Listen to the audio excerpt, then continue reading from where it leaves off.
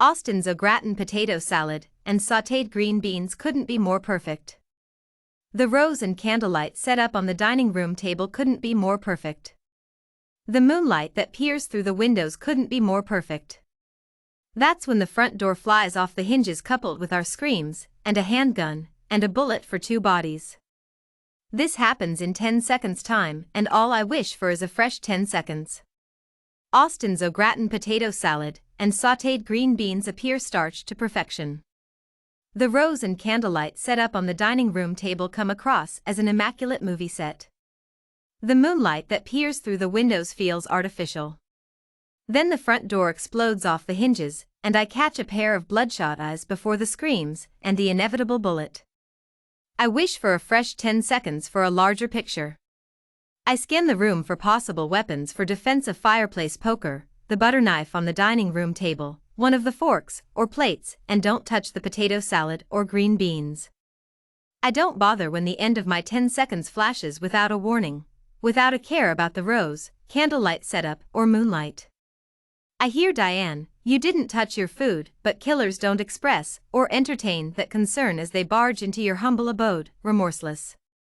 I make a dash for the corner with the butter knife as the door bangs open, and the bloodshot killer shoots Austin, and I pounce with a powerful arm stab, but in a refreshed 10 seconds, the situation can turn in my favor. Austin, a killer is gonna burst through that door any second now. I toss him a fork in a harried tone and scramble for the door. He sits confused and, understandable enough, prepared to sob. He stands over a stove for a while to craft this flawless food, only for his significant other to ignore it and ramble on about a murderer that has yet to be seen. "Diane, I worked for hours on dinner, and you come to me with this junk about dash." A killer with bloodshot eyes shoots Austin in his gaping mouth. And the most I can manage is another preemptive arm stab. Here's to a more impactful new 10 seconds. I shovel the food in my mouth like a child, and one with a ravenous appetite at that.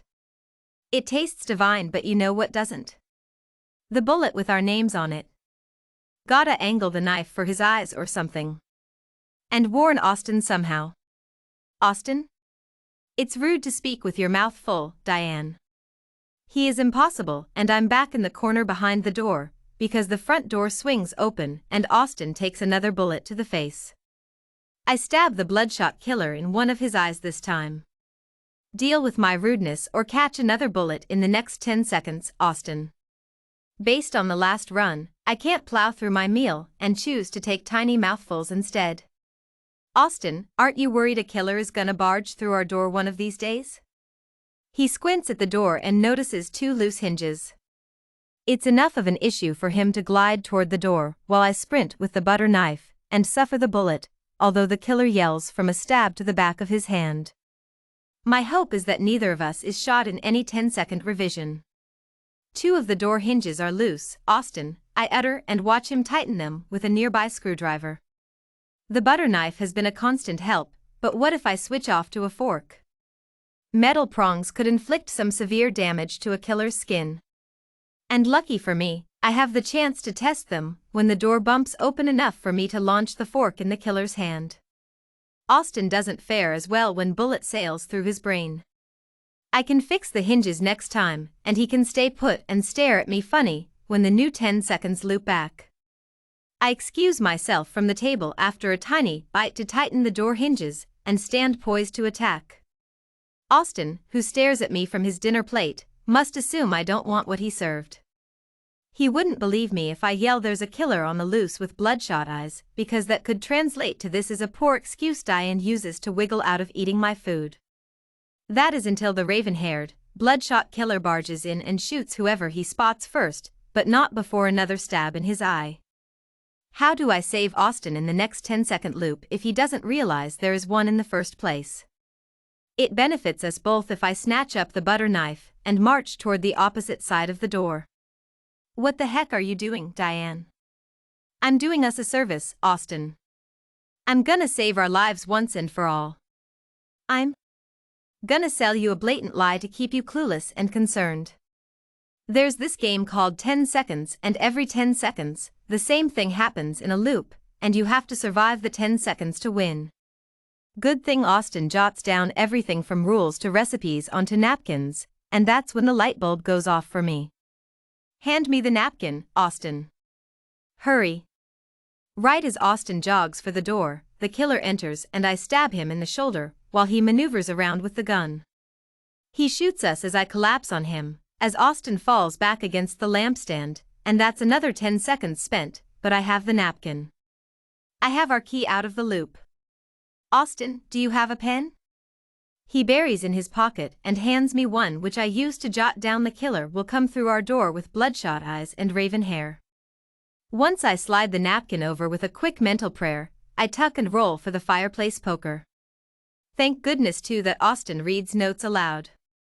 There's this game called 10 seconds and every 10 seconds, the same thing happens in a loop, and you have to survive to win. The killer will come through our door with bloodshot eyes and raven hair. Diane, this doesn't make any sense. Especially the killer part, because the only person I know with bloodshot eyes and raven hair is Dash. Dad? I rush for the door, swing it open, and smack him unconscious with the poker. The mask covers up the rest of his face, but once it's off, there's no doubt that's him from the gray all over, and the new scar on his head from yours truly. A note that sticks out of his pocket could explain everything. Austin scurries over to swipe the note and read it. Dear Alan, if you don't go to 3526 Myrtle Street at 6 p.m. tonight and murder the couple there, you will never see your wife again. We check our watches and sure enough, it is a little past 6 p.m. And this is 3526 Myrtle Street, but who would want us dead? Why was Dad the one chosen for the job and who scared him into this anyway? Then another thought pops up beside the fact that Austin's perfect food is cold now. Isn't your mom dead, Diane? Yeah, it'll be 20 years tomorrow. When Dad wakes up, we'll have our fair share of questions for him.